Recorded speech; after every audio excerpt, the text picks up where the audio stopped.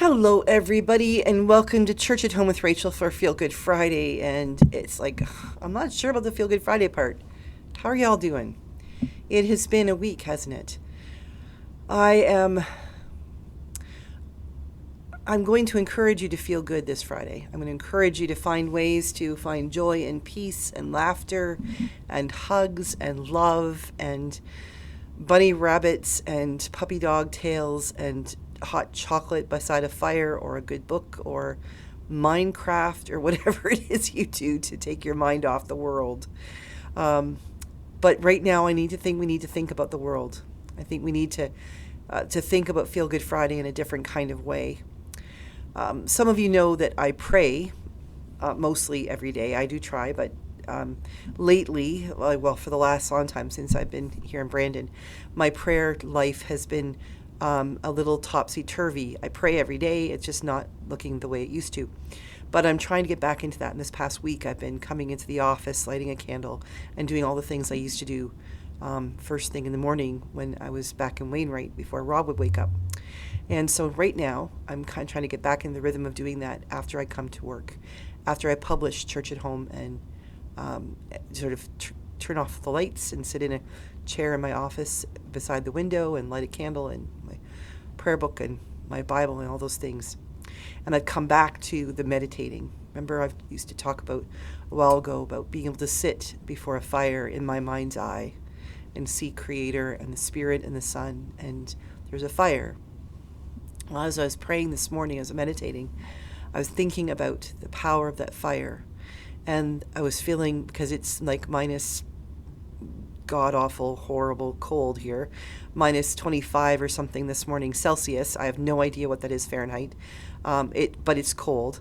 And my office is a little chilly. It's in the basement, and we have a really big old cathedral with a really bad boiler. So it gets chilly in here, and I didn't bring a sweater. So point being, I was cold.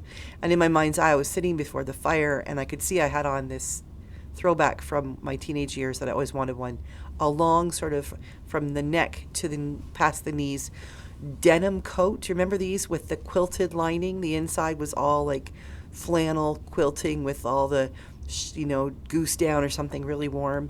Well, in my mind's eye, I was wearing that, sitting in a camp chair with big fluffy mitts and a toque on and in front of the fire. And I realized that the fire, I've talked about this before, that when you light a candle, it dispels the darkness. It doesn't make darkness disappear. It doesn't mean that darkness doesn't exist. But when you're in close proximity to that candle or that match or that fire, there is no darkness there. The darkness cannot beat the light. The light will always win, period. And so does the warmth. So does the warmth. And realizing that I was sitting up close, being close to the fire with my warm clothes on and feeling I had a cup of something in my hands, and I was feeling this warmth of the fire and realizing I had to respect the fire. I had to be careful because if I got too close, I would catch, like my flammable clothes might catch on fire. I needed to give the fire its space and be respectful of that space, be respectful of the fire itself and what it was doing. This fire was not a wildfire. It was not arson. It was not a dumpster fire. This fire was a fire intended to bring warmth and peace.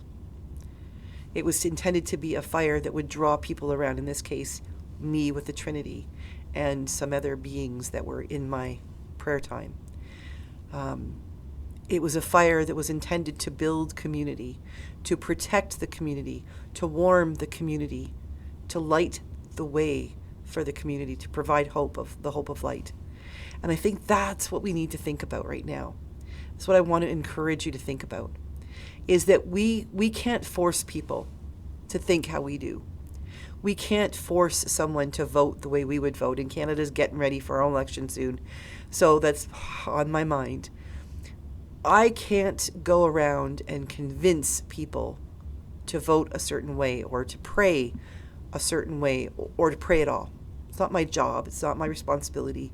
And even if it was, I would not be good at it. I admit that. What is my job to do is be faithful in who I am. And faithful in who I am means that I do pray. And I do talk about my faith. And I do live and act and talk in my life in a way that it honors my faith. It shows there's integrity in who I am as a person, as a deacon, priest, and bishop, as a baptized Christian. All of these things have integrity. I live in a world, I hope, that shows that there is integrity in person and in action. And so what I can do is I can hold a seat beside the fire. I can come up to the fire and start teaching people what it is to respect the fire, to acknowledge it, to be part of the glow, within the circle of light that emanates from the fire, to be part of the circle of warmth that emanates again from that fire. And I can hold a seat open before me or beside me for whoever would like to come closer and join. Or when I'm ready and able, because sometimes I just need to sit beside the fire and be warmed up myself, to be reminded that there is light, and I need to be filled up with those things. But then there are times when I know that because I've been warmed up and because I have received the light, now it's my turn to be able to open up my seat and to wander back away. I can always keep looking. I'll never allow myself to get far enough away from that fire that I don't feel a little bit of the light, the heat, that I don't see a little bit of the light. But there will be times when I'm called to keep moving back, to keep moving out of the light, out of the warmth, the circle of warmth. Not so that I'm removing myself from them and not receiving the benefits from them, but so that I'm more able to see around me those people who are hanging out on the edges. Those people who don't know what that is. I imagine the first time I went to Brownie Camp or wherever it was, or church camp, and I saw a campfire. I imagine, because I think the first time I saw one was before my uncle's big bonfires, I imagine that I was scared. Like, that's terrifying. That's a big fire and it keeps sparking, and yet there are people around it who I trust who aren't scared. They're actually roasting marshmallows on it and singing songs and warming themselves up and laughing in the light. I can trust them, and they trust the fire, so I can trust the fire. I can trust the warmth and the light and the hope that comes from it. But once I realize that, then I also have the responsibility of going and helping other people to learn that they can trust that same fire. So once I'm warm and once I have my fill of, it's okay, take a deep breath. This is not a dumpster fire. This is not something burning out of control. This is absolutely in control. This is a good fire. Then I can screw my courage to the sticking place and say a prayer to God. Help me, Lord, to remember the fire, to look for the light and to feel for the warmth as I walk away from it a little while, so I can help those people who are walking toward it. I think that's what I need to hold on to for this Feel Good Friday, is that if I recognize the integrity and the dignity of that fire, and I respect the integrity of that fire, I will not be burned by it. It will grant me the light that I need in my life. It will grant me the warmth and the security and the peace that I need in my life, that I will also then have the courage to walk away from it for a little while. Not far away, not where I can't see it, but far enough away that I begin to mix and mingle with those people who are on the edges, who are starting to walk toward the fire, saying, I don't know if I would be welcome there. And I can be one who says, you are absolutely welcome. And you are welcome to come as close to it as you wish. If you want to stay way back here, where you every once in a while, when the wind shifts, you get a little bit of the smoke and a little bit of feeling of the warmth in the air, and where you just see the flickering of the light, which tells you that there is light ahead, that the darkness will not overcome you, that's okay. We can hang out here, way back here for a little while. And when you're ready, we'll take a few steps closer and a few steps closer, because that light from the fire can never be overtaken by the darkness. And the thing is, the closer we get to the fire, the less darkness there is. The closer we get to the fire, the less cold or chill is in the air, because we are becoming closer and closer to the warmth of God. our role, I believe, as faithful Christians and as people, maybe not as Christians, but as people who recognize the hope that comes from that fire. Our role for the next while, for all of the people in our countries, in both our countries, wherever we are around the world, I really do believe that our role is to sometimes be fire keepers, but I think more importantly to be fire sharers, to be able to wander far enough away from the comfort of that fire to say to others, I'm still connected to it, I can still see it, I can still feel it, and I know it's there. All I have to do is walk back to it.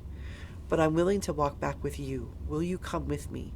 Will you take just a step or two, and maybe a meter or a yard or two, and maybe we'll walk all of the way to it so that we can pull up a chair or a bench or sit on the ground and realize that that fire before us is one that brings hope, and it brings light, and it brings warmth, and it brings courage, and it brings a new sense of we can do this. So I pray for you this weekend as you head into your weekend.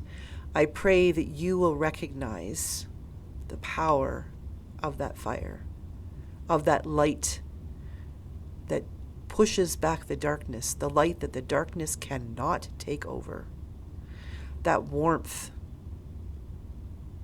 to which we are invited to come as close or as far away as we wish, wherever it is we feel comfortable, that will envelop us and help us to know that we are with friends, that we are together, and we are okay, and we're going to be okay. God bless you, everybody. Have a great weekend. I will see you again at Church at Home on Monday, and I will be around on Sunday this week for Gospel on the Go. God bless you.